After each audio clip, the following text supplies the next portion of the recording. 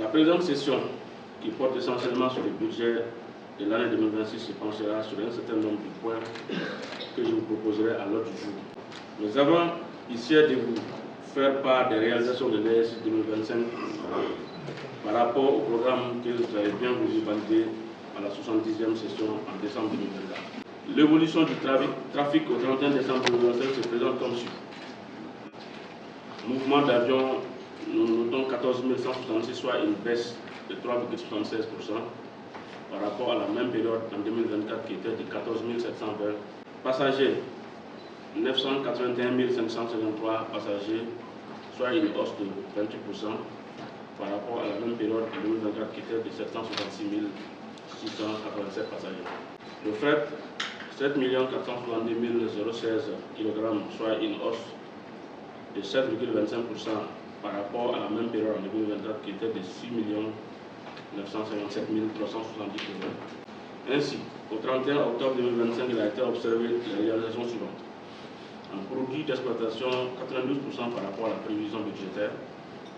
En charge d'exploitation, 86% par rapport à la prévision budgétaire. En investissement, 64% par rapport à la prévision budgétaire. Ce qui fait ressortir un taux de réalisation de 155% des résultats d'exploitation par rapport à la prévision budgétaire 2025. Au vu de ces résultats provisoires, nous pensons atteindre les objectifs fixés. Toutefois, dans notre contexte et un monde en constante évolution, ces objectifs ne sont qu'un point de départ. Madame, Messieurs les administrateurs, nonobstant ces résultats positifs et les perspectives encourageantes au 31 décembre 2025, il est proposé un budget prudent et fondé sur une démarche financière équilibrée. La stabilité des charges, la pérennité et la croissance durable de l'entreprise. Ainsi, le projet de budget 2026 proposé permettra le maintien des tendances de l'année 2025, l'atteinte des objectifs du programme d'activité et de financer les investissements conformément aux objectifs définis dans la lettre de cadrage numéro 00641 ADM PDG EFC du 17 octobre 2025, dont la teneur est la suivante. La mise à niveau des équipements et infrastructures, la sécurisation des installations, l'optimisation des ressources, le développement de la qualité des services, le renforcement de l'exploitation des aéroports d'intérieur, la pérennisation de la notoriété des aéroports de l'île. Ainsi, le budget proposé prévoit, en ce qui concerne les produits d'exploitation, une baisse de 2% par rapport à la réalisation estimée au 31 décembre 2025. En ce qui concerne les charges d'exploitation, une hausse de 4% par rapport à la réalisation estimée au 31 décembre 2025. Et les résultats d'exploitation, une baisse de 50% par rapport à la réalisation estimée au 31 décembre. En ce qui concerne les investissements, une baisse de 12% par rapport à la réalisation estimée au 31 décembre 2025. Ce projet de budget est fondé sur la maîtrise des dépenses de fonctionnement et des estimations des revenus et des coûts réalistes, intégrant une marge de sécurité en priorisant les ressources sur les objectifs prioritaires. Il doit nous offrir donc la sécurité nécessaire pour faire face aux avancements, aux imprévus, tout en nous permettant d'investir afin de maintenir nos équipements et infrastructures. Je compte sur votre expertise et votre engagement pour examiner les points suivants inscrits à l'ordre du jour. 1. L'approbation du projet de procès verbal de la 72e session ordinaire. 2. Examen du tableau de suivi des recommandations et résolutions antérieures. 3.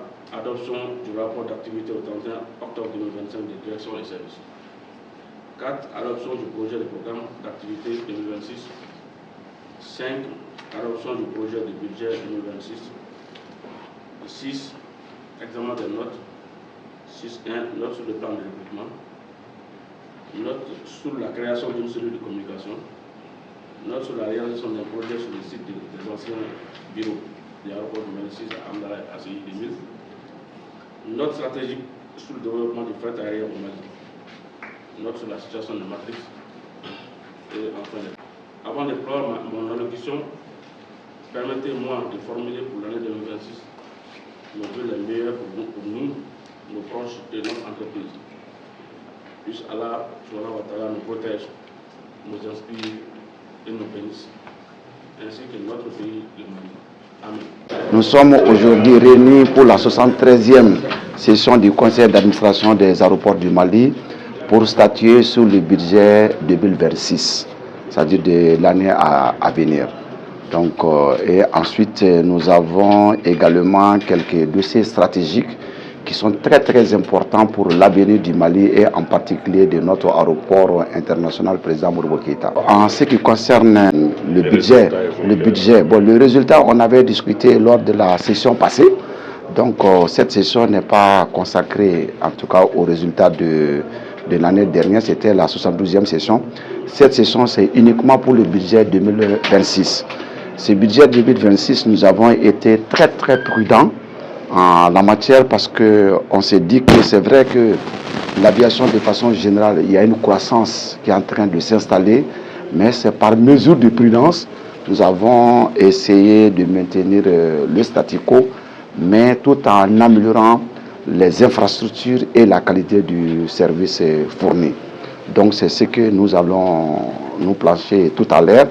Mais également, ça nous permet également de prendre des mesures beaucoup plus stratégiques pour que l'aéroport du Mali soit une plateforme très enviable dans la sous-région, qui vont nous permettre vraiment d'être, je dirais même la vitrine des aéroports de l'Afrique de l'Ouest.